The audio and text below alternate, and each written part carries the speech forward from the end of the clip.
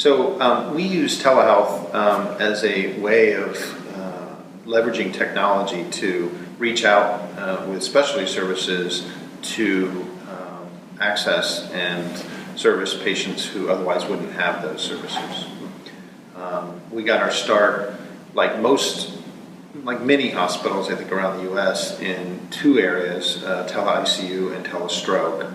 And we've built upon our successes in those areas to now multiple other platforms. And so we've developed, we can go through the long list, but teleneurology is a big one, telehospitalist, telepsychiatry.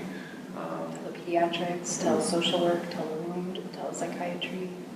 A lot of different areas. Yes. Yeah, but it really, the first step was building a telestroke network and also doing tele-ICU, both initially within our own system and then exporting to other partner hospitals. How big is the Swedish network and how far out can you reach with these programs? We're currently throughout Washington State with over 17 partner facilities and utilizing many different programs to deliver healthcare, as Todd mentioned, in different use cases. For our particular platform, we're utilizing it in the hospital environment, as well as expanding into the clinic and soon to be expanding into patients' homes, whether it be their workplace or other avenues that we can be able to deliver healthcare. In addition to acute care encounters, as I mentioned, we also do store and forward. So tele-EEG in particular, there's been a large demand for tele-EEG, so we've been doing that for 5 or 6 years. Yeah. What are the particular challenges that you face in getting a telehealth program up and running?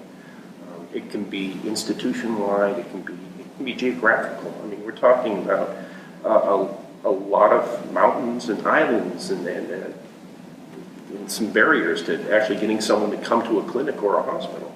Well, Eric, as I'm sure you're aware and having been exposed to telehealth over the years, we've made some great advances in terms of physician credentialing and licensing. CMS helped us with that a couple years ago in terms of accepting delegated credentialing. So that has helped. Additionally, some facilities find it challenging to be able to validate the investment of the technology. And so I think we have to work with our partner sites in terms of the financial investment, but look at that in return to understand the opportunity to keep patients locally and the value that adds to the community. Yeah, and you're exactly right. When you look at the West in general, not just the state of Washington, but a lot of the Western United States, the people are spread out.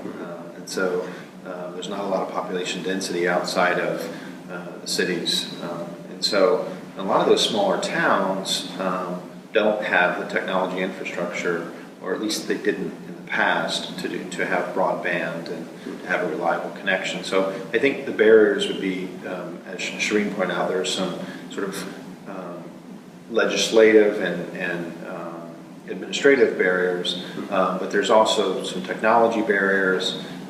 For the most part, there haven't been a lot of barriers with regards to providers and administrators. I think folks have seen the value in this, in trying to serve populations that otherwise wouldn't have this resource. And really, I think that speaks to why it's been successful, is the team approach that we've taken, and also partnering with teams at local sites, because it takes docs, it takes administrators, it takes managers, directors, it takes technology. So it really, you only see 3 of us here today, but we actually have a large team of people that are critical. What other types of telehealth services are some of these outlying communities really interested in right now? Well, we're expanding beyond the acute telestroke encounter in the emergency room into teleneurohospitalists. Just as folks don't always have the community neurologist who can leave the clinic to come into the emergency room, they have a need at times to be able to see those patients in the hospital. So that's a common need. We're also finding that the success of our telehospitalist program has also been one that partner sites have asked about, and being able to leverage an attending physician to help admit at night when their community doctors may not want to come into the hospital to admit a patient. Well, thank you very much. Okay, thanks. Thank you.